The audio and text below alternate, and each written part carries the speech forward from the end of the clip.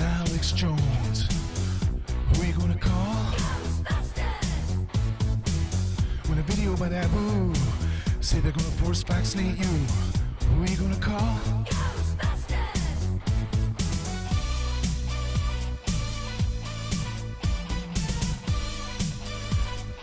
I ain't afraid of no germ.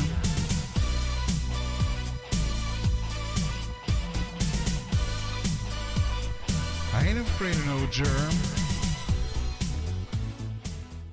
Identify what this is. If this is stopping Ebola, absolutely. We know how to do it. We know how to break the chains of transmission by making sure that people who develop symptoms are rapidly isolated and effectively cared for. We know how to do it by making sure that the care of patients is safe and effective. Right now, we have to make sure that that care is done safely and effectively everywhere, particularly in Dallas, where there is a patient today. We've already cared for other patients with Ebola in this country without infections. Doctors Without Borders and others, including ourselves, have cared for patients for decades without infections. So we know how to stop Ebola. For the general public, the key message here is, if you're a healthcare worker, see what you can do to help stop it by detecting it sooner or helping out if you volunteer to do so. For the individuals who are potentially exposed to either of the two patients in Dallas, you need to monitor intensively for that 21-day period. For everyone else, there's no risk of exposure to Ebola unless you go to West Africa. That's why we're going to West Africa, to stop that risk there. We need to do everything we can, and we are doing everything we can, to both protect Americans and protect Americans effectively by stopping it at the source, as well as stopping it here. It's readily destroyed by incineration, destroyed by chemical means. It's not a particularly hardy virus environmentally. Dr. Lakey, do you have anything more you'd like to comment? Thanks, Dr. Frieden. I don't think I have much more to comment on. We feel very comfortable that with the procedure, with incineration, with total inactivation of any virus, and believe that the ash would pose absolutely no risk. And that's basically kind of where we are right now. Thank you. In the room? Erica Byfield, WSB, right here in Atlanta. You mentioned that there were several other staff members that you guys were interviewing who had contact with the index patient. Do you have a number of those people and exactly what you're talking to them about, those kind of details? The teams on the ground are going through in great detail what kind of contact people had, what kind of care they gave on which days, so that we can really develop a map of what the potential exposures are. We do not today have a number of such exposed people or potentially exposed healthcare workers.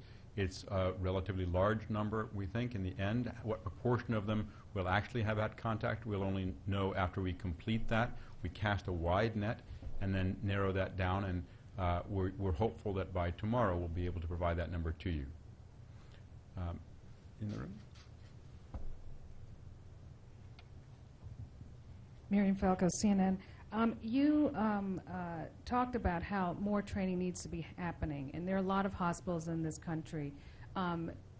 We thought that, at least the hospital thought in Dallas, that they had prepared well. They had an Ebola training session the week before Mr. Duncan was admitted.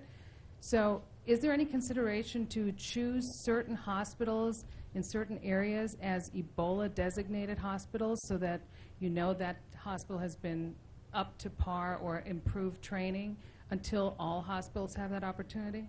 We're certainly looking at all of the possibilities and all of the opportunities. We want to make sure that when patients are cared for, they're cared for safely. I think the events in Dallas of this week really reiterate how hard it is to do that. Care for a patient with Ebola requires meticulous attention to detail, and we're looking at every aspect to see how we can make it safer and easier. We'll go back to the phone for just one more question on the phone and one more in the room, and then we'll be done. Hi, thank you. Could you please tell us the steps that the healthcare workers in Texas were taking to decontaminate? How did it work? What did they do? You mentioned something about starting a buddy system now. If you could walk us through what had been done up to now. So what we're doing at this point is looking at every aspect of prevention of infection in the Dallas hospital. That includes what's done when people put on their personal protective equipment. That may mean looking at the different equipment that's used and seeing if there's equipment that's easier to put on or more protective. What they do when they're in the isolation facility, whether there are things that they can do that would reduce the risk that virus would get onto their protective equipment, and what they do when they come out as the area where we're most concerned, because that's the area where you may have virus on your protective equipment, and how do you take it off, making sure that there's a buddy there watching you do it, that there's someone who's monitoring and providing oversight and supervision, looking at ways to decontaminate any potential contamination. And really it's an ongoing process. We worked through the night with the staff there. We're already today implementing some new procedures to make it safer and easier, and we'll continue to do that in the coming days. You mentioned that you're going to rethink patient care possibly. Could one of that be, one way to do that, be considering end-of-life care, such as intubation or other things that are sort of more invasive for healthcare workers? We will look at all aspects of care, but we want to make sure that patients who have Ebola are cared for both safely and effectively. That's so important for them, and it's important for all of us, because when Ebola patients are cared for safely, it's more likely that people will come in for care. It's more likely that healthcare workers will have the confidence that in the what we hope will be extremely unlikely event that they would become infected, they will get the best possible care. So that's where our focus is. Dr. Lakey, is there anything that you'd like to say in concluding? Well, thank you, Dr. Frieden. Again, I appreciate the support from the CDC and our many other partners as we do everything we can to stop the spread of Ebola here in Dallas. And I feel confident that we are going to do that. And we're bringing in the staff we need to do the contact tracing. We are working with it, as you've noted many times, working to make sure the infection control is as stringent as possible, and doing everything else we can to make sure that we have a coordinated response. So again, appreciate the work from the CDC and our many partners as we do this. And again, right now we're concentrated on the care of this individual and making sure that no other Texans are exposed. Thank you. Thank you very much, Dr. Lakey. And bottom line here is that the care of Ebola is hard.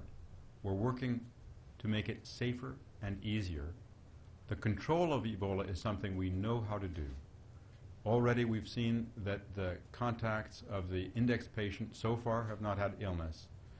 We've had one case and hope we have no additional cases among healthcare workers who cared for him, but that one case does tell us that there were risks to that individual and potentially to others, so we're intensively monitoring that so that we can break the chain of transmission there, and we're assessing what more we can do, what more we all can do to improve the care of people with Ebola so that we can not only stop it at the source but also reduce the risk to any healthcare workers going forward. Thank you very much.